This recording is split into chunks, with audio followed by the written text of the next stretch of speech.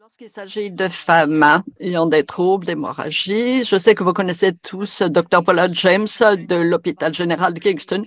Sa présentation est intitulée Les lignes directrices Van Willebrand, comment les patients peuvent les utiliser. On souhaite la... Merci de m'avoir invité. C'est un plaisir de faire cette présentation sur les femmes avec les troubles hémorragiques, un sujet qui me touche à cœur. C'est intéressant de repenser à ces lignes directrices publiées en 2021. Voici donc mes divulgations d'intérêt.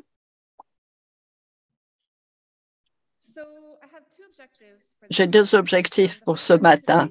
D'abord, discuter de la contribution des experts, patients experts au développement de ces lignes directrices 2021 et décrire l'impact de ces lignes directrices sur la fourniture de traitements aux personnes qui ont le syndrome von Willebrand. Et je parlerai essentiellement de la diffusion et de la mise en œuvre. Vous savez que c'est le trouble hémorragique le plus fréquent parmi les troubles irrités. Établir le diagnostic est déjà compliqué. Il est dû à une diminution des niveaux de fonctionnement de ce facteur von Willebrand. Bon, on voit essentiellement des saignements mucocutanés, mais on peut voir également des musculo-squelettaux. Et c'est sous-étudié, insuffisamment étudié comme problème. Il y a quelques années, bien des organisations qui, à peu près à la même période, ont compris qu'il fallait travailler tous ensemble pour offrir de lignes directrices sur le syndrome von Willebrand. Et voici donc une déclaration qui avait été faite par le sommet sur la question publié en 2015. Alors, un certain nombre d'organisations ont collaboré, ont décidé donc d'unir leurs forces. Cette décision avait deux panels.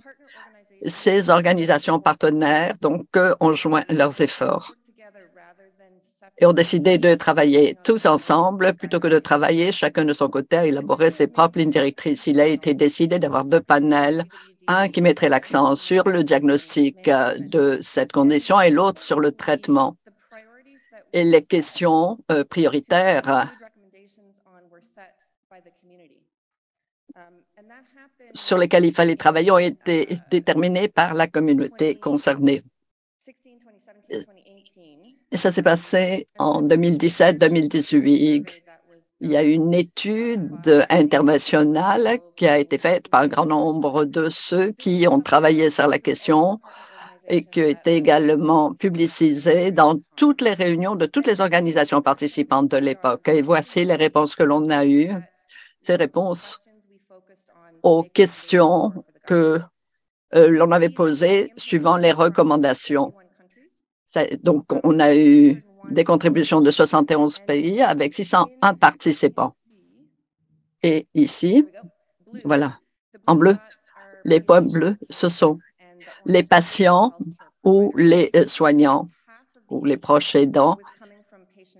Et la moitié, enfin, des contributions venaient des patients de leur famille. 21% des répondants étaient du sexe masculin, 54% du secteur.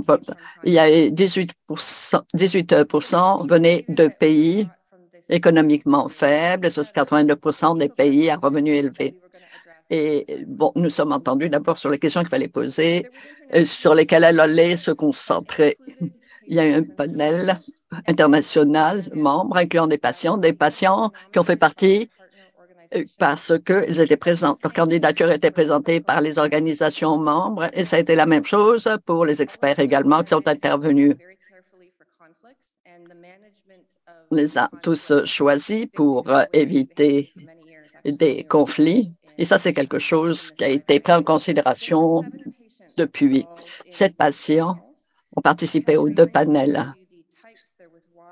Il y avait donc une représentation géographique très large et c'était des membres qui avaient le même droit de vote que les scientifiques. L'AS a recruté un consultant externe pour apporter l'information et l'éducation nécessaires aux patients pour leur faire connaître le processus. Il y a eu un grand nombre de réunions avec les patients pour que les patients comprennent exactement ce qu'on attendait d'eux, qu'ils soient à l'aise. Il était très important qu'ils comprennent tout le processus. Et les permanents, les employés de toutes les organisations partenaires ont assisté à ces réunions. Donc, à toutes les assemblées, à toutes les réunions, il y a eu une représentation des organisations et des instances concernées.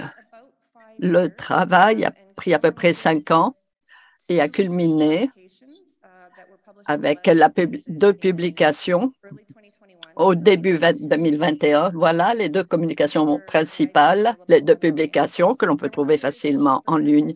Il y a eu 9 autres communications qui ont été publiées dans le cadre de ce projet. Chacune de ces recommandations a fait l'objet d'une revue systématique et souvent avec des méta-analyses pour informer les recommandations, et le tout a été publié également à part. Je voudrais vous donner un exemple de ce qu'a permis la voix des patients dans les recommandations. C'est la recommandation 6. C'est la recommandation qui traite des points de limite pour les valeurs VWF. C'est quelque chose qui avait été débattu et fait l'objet de controverses dans le passé. Alors, la recommandation qui a été faite, c'est que pour les patients avec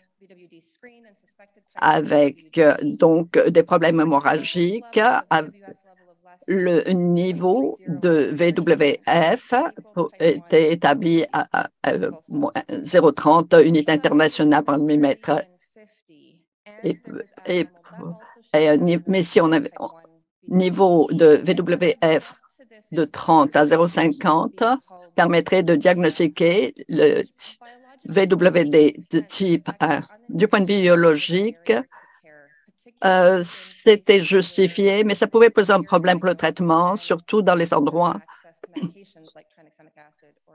où il était très important d'avoir un diagnostic très clair pour avoir accès au traitement. Cette recommandation avait comme valeur, c'était une recommandation qui a été suivie ensuite pour tout le processus. Au début, il y avait des problèmes parce que les éléments de preuve de présence de ce syndrome manquaient. Il y avait des données, mais pas de la qualité voulue. Alors, on a fait cette recommandation que nous avons maintenue suite à l'intervention des patients en disant ce que l'on faisait n'était pas suffisant. Il y avait des gens qui avaient des saignements et qui ne recevaient pas les traitements qu'ils voulaient. Et donc, on s'est retrouvé avec cette recommandation. Donc, on a fait cette recommandation d'intervention ou d'établissement de diagnostic, même si les signes probants pouvaient être considérés comme suffisants. On a été très, très fiers. Ce n'est pas habituel. Mais c'était essentiellement grâce aux patients qui nous ont dit exactement quelle avait été leur expérience. Ils avaient vu des membres de leur famille également qui ont souffert de ce genre de lacunes et voulaient prévenir pour cela. Donc, la priorité essentielle était de ne pas manquer un diagnostic pour assurer un traitement et on voulait avoir une recommandation qui permettrait l'équité de traitement. Parce qu'entre les niveaux entre 30 et 50, le diagnostic n'était pas toujours suffisant et les personnes qui étaient lésées, c'était essentiellement des femmes. Donc, on voulait avoir une égalité dans l'accès au traitement. Alors, voyons ce qui s'est passé depuis la publication de ces données. Il y a eu beaucoup d'activités pour sensibiliser, essentiellement avec des campagnes dans les médias sociaux, des entrevues dans les médias avec des panélistes. Il y a beaucoup de choses qui se sont passées pour sensibiliser, informer les gens de l'existence de ces lignes directrices. On a des discussions avec la société du sang aux États-Unis également, et on l'a fait changer aux États-Unis pour les aligner sur la classification actuelle de ce syndrome. On a préparé également des trousses d'information d'intervention à l'intention des patients pour aider les patients à prendre leurs décisions concernant ce qu'il faut le mieux pour eux. Lorsqu'on n'a pas des recommandations bien arrêtées, ces outils permettent de prendre des décisions au cas par cas. Et voici maintenant un petit peu la classification. C'était bien pire avant qu'on intervienne, même si ce n'est pas encore parfait. Il existe des trousses qui sont accessibles et qu'on trouve tout cela en ligne.